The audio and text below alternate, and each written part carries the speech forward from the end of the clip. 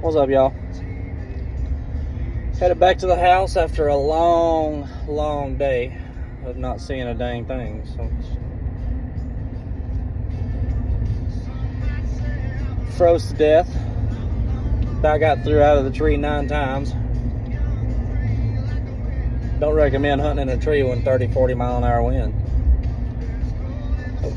I'd have probably had better luck today if I would have hunted in a big draw or something instead of hunting out in them fields.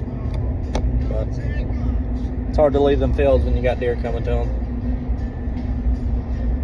We're going to try it again tomorrow. We're going to my permission place. It's only like 20 acres, but it's in the woods next to a thicket. So I think we're supposed to have pretty good winds in the morning.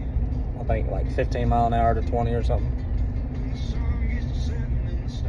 So we're gonna try again in the morning and hopefully have better luck,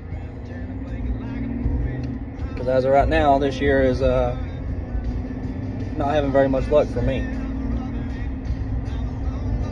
Hopefully if y'all hunted this evening, y'all killed something instead of time like myself. So we will see y'all in the morning, either on the way to the stand or in the stand.